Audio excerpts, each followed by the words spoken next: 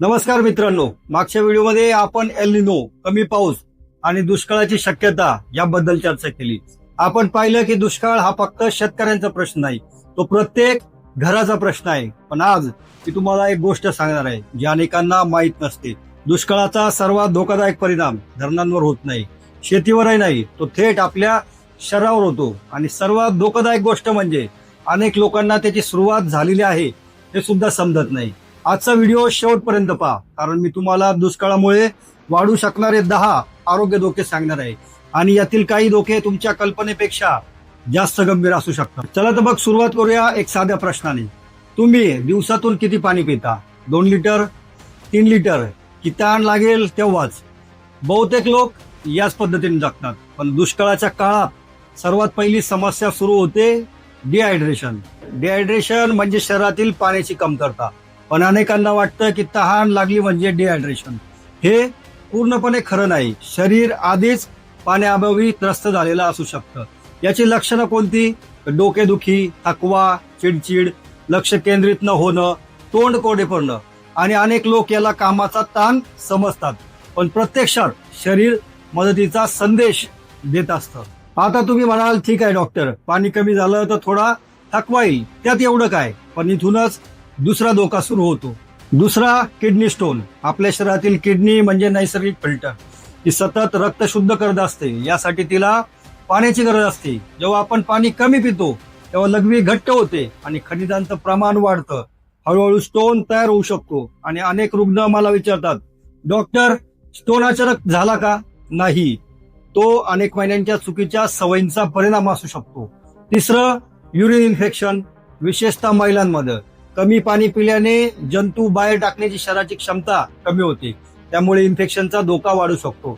लघवी करताना जळजळ, वारंवार लघवी येणे, खाली पोट दुखणं ही लक्षणं दुर्लक्ष करू नका. पण मित्रांनो, आतापर्यंत आपण शरीरातील पाण्याबद्दल बोलतो. आता मी तुम्हाला अशा धोक्यांबद्दल सांगतो जे काही तासात जीवघेणा ठरू शकतात.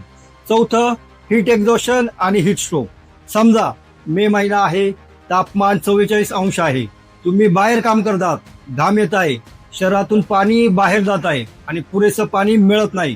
अशा वेळी शरीराचं तापमान नियंत्रण बिघडू शकतं. सुरुवातीला अशक्तपणा, डोकं गरगरणं, जास्त घाम आणि नंतर गोंधळ, बेशुद्धी, शरीराचं तापमान वाढणं. ही स्ट्रोक ही मेडिकल इमर्जन्सी आहे. उपचारास उशीर झाला तर जीवास धोका निर्माण होऊ शकतो. 5वं, दूषित पाण्याचे आजार. दुष्काळात अनेक लोक अनेकदा उपलब्ध असलेलं कोणतंही पाणी वापरतात आणि इथूनच सुरू होतात पोटाचे आजार. अतिसार, टायफॉइड, कावीळ, कोलरा. 6वं, कुपोषण. लोकांना वाटतं कुपोषण म्हणजे फक्त गरिबांची समस्या, पण दुष्काळामुळे अन्नधान्य महाग झालं की कुटुंब प्रथिनं, फळं, भाज्या कमी खाऊ लागतात. हळूहळू पोषण कमी होतं, शरीराची रोगप्रतिकारक शक्ती घटते. 7वं, मुलांवर परिणाम. आता कल्पना करा, 2 मुलं आहेत. एकाचं शरीर चांगलं हायड्रेट आहे, दुसऱ्याला पुरेसं पाणी आणि पोषण मिळत नाही. कुठलं मूल जास्त लवकर आजारी पडेल? मग उत्तर स्पष्ट आहे, मुलांमध्ये डिहायड्रेशन खूप जास्त वेगाने वाढू शकतं. म्हणून दुष्काळाच्या काळात मुलांची विशेष काळजी घेणं आवश्यक असतं. 8वं, वृद्धांवरील परिणाम. वृद्ध व्यक्तींना तहान कमी लागते, पण शरीराला पाण्याची गरज तितकीच असते. त्यामुळे अनेक वृद्ध नकळत डिहायड्रेशनचे बळी ठरतात. विशेषतः मधुमेह, रक्तदाब, हृदयविकार अशा समस्या असलेल्या व्यक्तींनी अधिक सावध राहणं खूप गरजेचं आहे. 9वं, मानसिक आरोग्य. हा विषय खूप कमी लोक बोलतात, पण दुष्काळामुळे आर्थिक ताण वाढतो, शेतीची चिंता वाढते, पाण्याची चिंता, रोजगाराची चिंता, पैशाची चिंता, कुटुंबाची चिंता. आणि यामुळं साहजिकच चिंताविकार होतो, नैराश्य येतं, झोप लागत नाही आणि यासारख्या समस्या आणखी वाढू शकतात.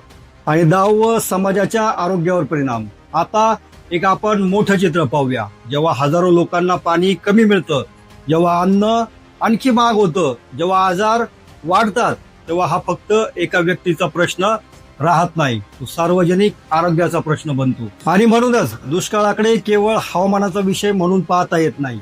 मित्रांनो, आज आपण पाहिलं की दुष्काळाचा परिणाम फक्त शेतावर होत नाही, तो आपल्या मेंदूवर, हृदयावर, किडनीवर, मुलांवर, वृद्धांवर, संपूर्ण समाजावर होऊ शकतो. पण आता सर्वात महत्वाचा प्रश्न, आपण या सगळ्यासाठी तयारी कशी करायची? घरात किती पाणी साठवायचं? ORS का आवश्यक आहे?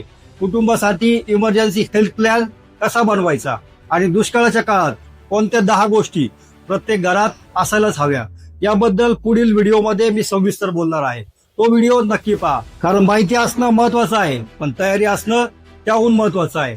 नमस्कार, मी डॉक्टर गोरे, तुमचा ऑनलाईन फॅमिली डॉक्टर. पुन्हा भेटूया पुढच्या व्हिडिओमध्ये.